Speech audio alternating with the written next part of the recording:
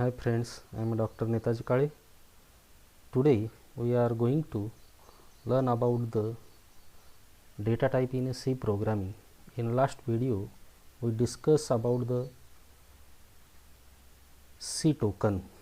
In this video we discuss the what is the data type in C programming and classification of data type.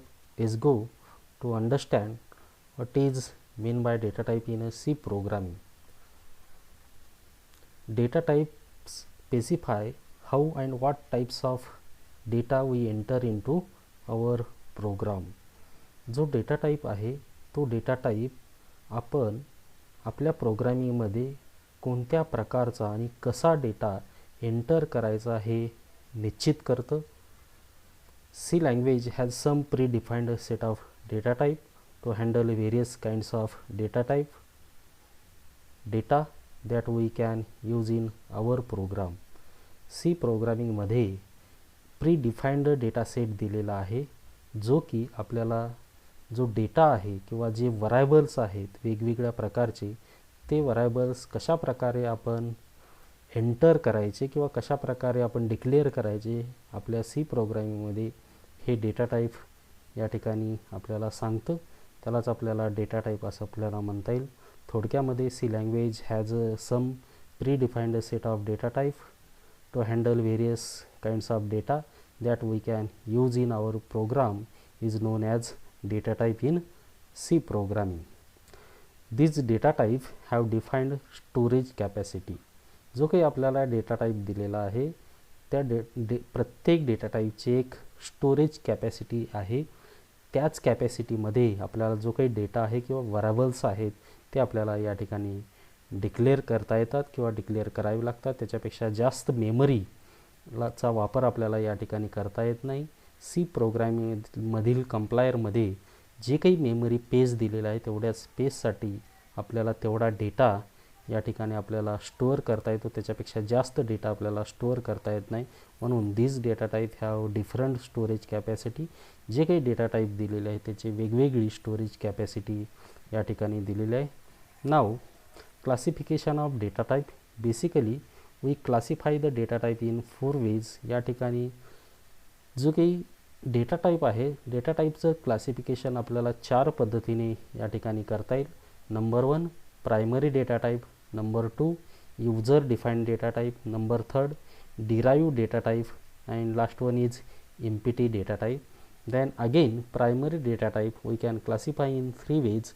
Number 1 integer, number 2 floating data type, number 3 character data type. Then integer data type we can classify in following ways: signed integer data type, unsigned integer data type, long int data type, short int data type. Then character primary data type we can classify in 2 ways: signed the data type and unsigned data type.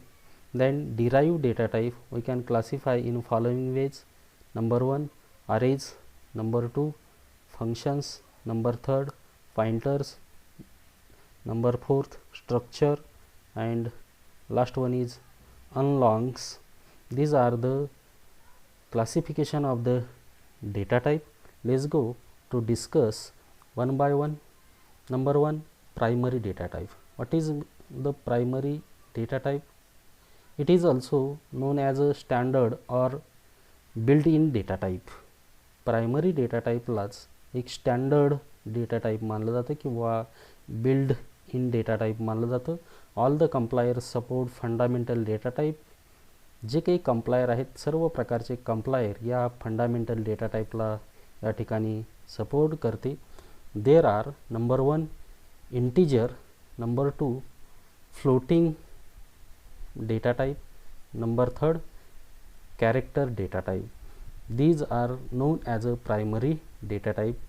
या ठिकाणी आपल्याला जे काही integer दिलेलं आहे, floating data type दिलेला आहे, character data type दिलेला आहे यालाच आपल्याला प्रायमरी डेटा टाइप आपल्याला म्हणता येईल. याच्या मदतीने आपल्याला कोणत्याही कंप्लायरमध्ये आपल्याला या फंडामेंटल डेटा टाईपचा वापर या ठिकाणी करता येतो. Let's go to understand one by one. Number 1, integer data type. Integer are defined by the keyword int. Integer यालाच इंट या कीवर्डने या ठिकाणी सी प्रोग्रामिंगमध्ये डिफाईन केलं जातं. Integers also whole numbers and integer occupies 1 words of storage, that is 2 bytes or 16 bits. या ठिकाणी इंटिजर यासाठी आपल्याला इंट हा कीवर्ड सी प्रोग्रामिंगमध्ये वापरता येतो. आणि जे काही नंबर्स आपल्याला दिले आहेत, म्हणजे जे डेसिमल्स आहेत, हेक्साडेसिमल्स आहेत, याचा वापर आपल्याला या ठिकाणी इंटिजर डेटा टाईपमध्ये करता येतो. म्हणजे जे काही नंबर्स आपल्याला डिक्लेअर करायचे असतील तर या ठिकाणी इंटिजर डेटा टाईपचा वापर आपल्याला करता येतो. C has 3 class of integer storage, namely number 1 int, number 2 short int, number 3 long int. These are the class of integer storage. हे integer storage ची क्लास आपल्याला सांगता येईल. int, त्याचबरोबर short int आणि long int.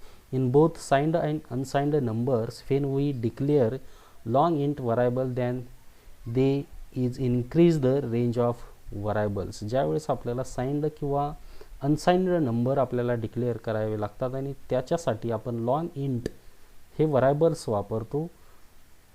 हे लॉंग इंटच्या मदतीने आपल्याला याची जी काही व्हॅल्यू आहे, या व्हॅल्यूची रेंज आहे, या ठिकाणी आपल्याला इन्क्रीज करता येते. अशा पद्धतीने आपल्याला इंटिजर डेटा टाईप म्हणजे काय हे आपल्याला सांगता येईल.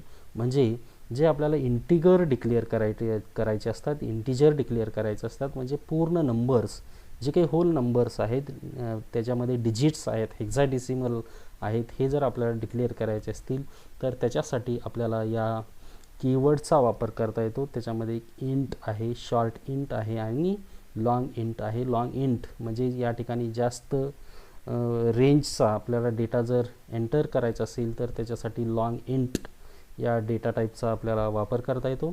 Then for example int mark is equal to 85. या ठिकाणी इंट दिलेला आहे आणि मार्क्स हे व्हरायबल्स दिलेलं आहे. या ठिकाणी 85 ही व्हॅल्यूज आपण मार्क्सची काय केलेली आहे, डिक्लेअर केलेली. अशा पद्धतीने इंटिगर डेटा टाईप आपल्याला डिक्लेअर करता येतो सी प्रोग्रामिंगमध्ये. Then second one is floating data type. Reals numbers are known as a floating value. जे काही रिअल्स नंबर आहेत त्यालाच आपल्याला फ्लोटिंग व्हॅल्यूज असं म्हणता येईल. These number containing floating parts, त्या नंबरमध्ये फ्लोटिंग पार्ट्स या ठिकाणी दिलेले असतात. Floating values requires 4 bytes in a memory, that is 32 bits. या ठिकाणी फ्लोटिंग व्हॅल्यूजसाठी 4 बाइट्स एवढी मेमरी या ठिकाणी कंप्लायरमध्ये अलोकेट केलेली आहे. त्याचबरोबर there are defined by the keywords float. या ठिकाणी ज्यावेळेस आपल्याला फ्लोटिंग डेटा टाईप डिक्लेअर करायचा असतो त्यावेळेस आपल्याला फ्लोट या कीवर्डचा वापर या ठिकाणी सी प्रोग्रामिंगमध्ये करता येतो. For example float PI is equal to 3.14. 3.14 find is known as a real number or floating values. त्याला आपल्याला रिअल नंबर किंवा फ्लोटिंग व्हॅल्यूज असं आपल्याला म्हणता येईल. या ठिकाणी आपण PI या ठिकाणी हे व्हरायबल्स आहे, 3.14 हे फ्लोटिंग व्हॅल्यूज दिलेली आहे. हे फ्लोट या कीवर्डच्या मदतीने आपल्याला फ्लोटिंग डेटा टाईप या ठिकाणी आपल्याला डिक्लेअर करता येतो. Then next one is character data type. Generally those data types are used when we have to store a single character or string to a variable. म्हणजे ज्या वेळेस आपल्याला या ठिकाणी युजरला सिंगल कॅरेक्टर किंवा स्ट्रिंग व्हरायबल्स आपल्याला डिक्लेअर करायचे असतात त्यावेळेस आपल्याला कॅरेक्टर डेटा टाईपचा वापर करता येतो. या ठिकाणी कॅरेक्टर्समध्ये जे काही English capital A to Z आणि स्मॉल लेटर आहे याचा समावेश होतो. त्याचबरोबर जो काही 0 to 9 नंबर्स आहे या नंबरचा सुद्धा या ठिकाणी कॅरेक्टर्समध्ये वापर त्या ठिकाणी करता येतो स्ट्रिंग कॅरेक्टर्समध्ये. Those data type required 1 bytes of storage. याच्यासाठी 1 बाईट एवढी मेमरी या ठिकाणी दिलेली आहे. या ठिकाणी याच्या व्यतिरिक्त किंवा याच्यापेक्षा जास्त मेमरी या ठिकाणी सी प्रोग्रामिंगमध्ये या ठिकाणी कॅरेक्टर डेटा टाईपला अलोकेट केलेले नाही. एवढ्याच मेमरीपर्यंत आपल्याला डेटा टाईप या ठिकाणी काय करता येतो, डिक्लेअर करता येतो. These are defined by the keyword char. या ठिकाणी जो काही कॅरेक्टर डेटा टाईप आहे, कॅरेक्टर डेटा टाईप डिक्लेअर करण्यासाठी चार या कीवर्डचा या ठिकाणी आपल्याला सी प्रोग्रामिंगमध्ये वापर करता येतो. Then next one is number second, user defined data type. These are defined by the using the keywords type diff. या ठिकाणी user defined data type define करण्यासाठी टाइप diff या कीवर्डचा वापर या ठिकाणी केला जातो. इफ टेक्स्ट फॉलोइंग फॉर्मॅट, त्याच्यासाठी काही फॉर्मॅट या ठिकाणी दिलेला आहे. These are the syntax of user defined data type. User defined data टाइपचा सेंटॅक्स दिलेला आहे. या ठिकाणी type diff data type identifiers, for example type diff int mark. या ठिकाणी टाइप diff हे या ठिकाणी यूजर डिफाइंड डेटा टाइप आहे. या ठिकाणी इंट दिलेला आहे, इंटिगर्स दिलेला आहे, आणि मार्क्स हे व्हरायबल्स दिलेले आहेत. अशा पद्धतीने टाइप diff इंट मार्क्स हे आपल्याला या ठिकाणी डिक्लेअर करता येतात. म्हणजे जर या ठिकाणी आपल्याला मोठ्या प्रमाणामध्ये वेगवेगळ्या सब्जेक्टचे मार्क जर द्यायचे असतील किंवा डिक्लेअर करायचे असतील तर टाइप diff या इंटिगरचा वापर किंवा या यूजर डिफाइंड डेटा टाइपचा वापर या ठिकाणी करता येतो. Where data type refers standard data types and the identifiers refers to a name of data type given by the user. Then third one is derived data type. Sometimes these are also called as user defined data type, which is derived from fundamental data type.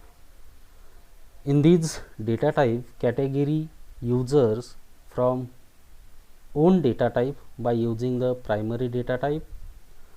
The derived data types are number 1 arrays, number 2 functions, number 3 pointers, number 4 structure, and last one is union. These known as a derived data type. याला आपल्याला derived data type असं आपल्याला म्हणता येईल.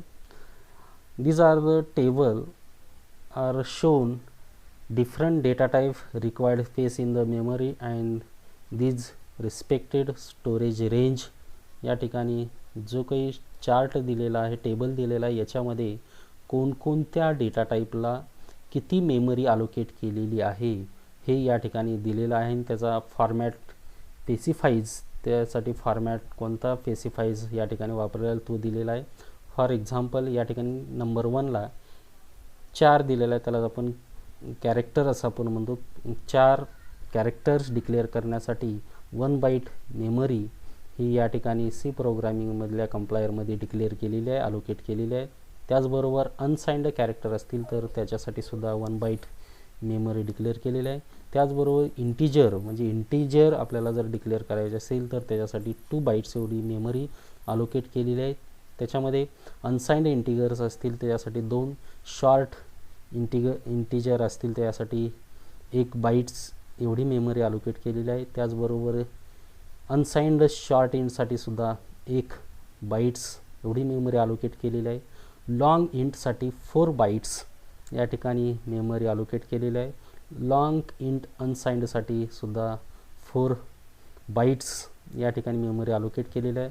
त्याचबरोबर floating numbers असतील तर या ठिकाणी फ्लोटिंग नंबर डिक्लेअर करण्यासाठी आपण फ्लोट किंवा फ्लोटिंग डेटा टाईप डिक्लेअर करण्यासाठी आपण फ्लोट हा कीवर्ड वापरतो. या फ्लोटसाठी या ठिकाणी 4 बाईट्स एवढी मेमरी डिक्लेअर केलेली आहे. त्याचबरोबर डबल या ठिकाणी त्यासाठी 8 बाईट्स एवढी मेमरी डिक्लेअर केलेली आहे. आणि लॉंग डबल त्याच्यासाठी 10 बाईट्स एवढी मेमरी सी प्रोग्रामिंगच्या कंप्लायरमध्ये या ठिकाणी ऑलरेडी डिक्लेअर केलेली आहे. याच्यापेक्षा जास्त मेमरीचा वापर जो काही डेटा आहे तो डेटा डिक्लेअर करण्यासाठी जास्त मेमरीचा वापर या ठिकाणी आपल्याला करता येत नाही. अशा पद्धतीने आपल्याला डेटा टाईप इन सी प्रोग्राममधील डेटा टाईप म्हणजे काय आणि त्याच्यासाठी किती प्रमाणामध्ये मेमरी अलोकेट केलेली आहे हे आपल्याला या ठिकाणी या ठिकाणी आपल्याला आपण पाहिलेलं आहे. Then thank you for watching this video. Subscribe this channel for watching more videos. Share, link and comments on these videos. Thank you.